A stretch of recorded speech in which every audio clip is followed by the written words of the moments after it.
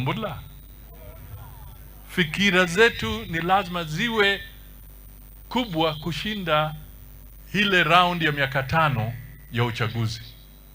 Tunataka tulenge mbele kupita miaka 5. Kweli kuna target ya 2027, but we want to go beyond that. Sasa, voter registration. Kwa sababu siasa ni numbers. Hapa tuko na desk ya IBC hapa nyuma, na tunataka kwa mikutano yetu yote tuwe tunashirikiana na IBC. Tukiwa pahali lazima wawe pale, because we want to promote enhanced voter registration.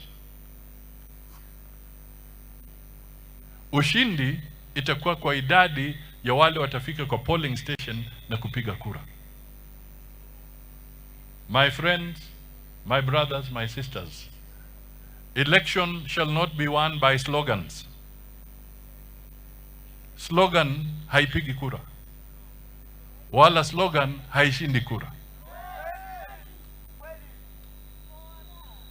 Kushinda kura ni kuenda kwa polling station na kuweka kura kwa hiyo ballot box. Hiyo ni target ambayo ni lazima tuhimize. Sasa wacha niwaeleze. Na tutapeana kwa secretariat ya lobby group, kwa sababu ni vizuri mjue namba hizi. Sisi mwana hana moromanu munyi.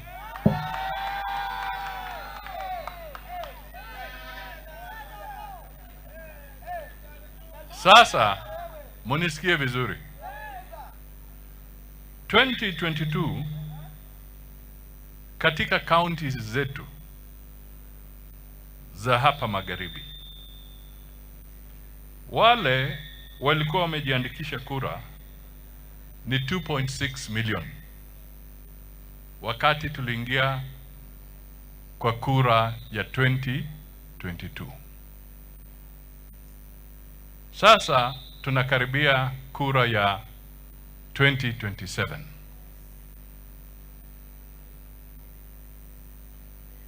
Kufikia Julai,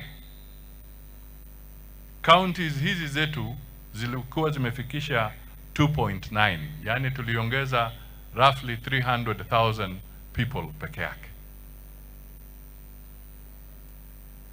Lakini target yetu projected ya IBC ni kwamba ni lazima tufikishe 3.4 million votes additional kwa hizi counties zetu sisi wote.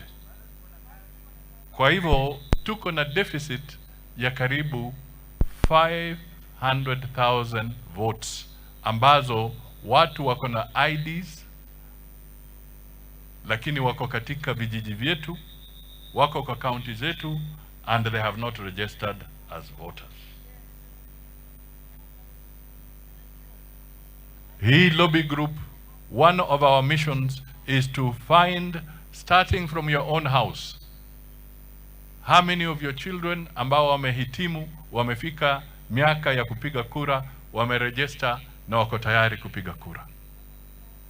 Tuanzie hapo, tuende mbele.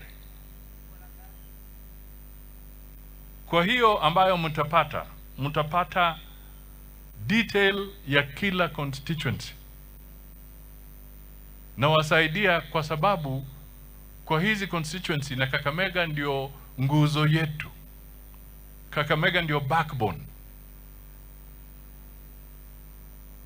Tukichukua vile watu wameregister Kakamega na tuchukue vile watu wameregister Kiambu, we are doing badly.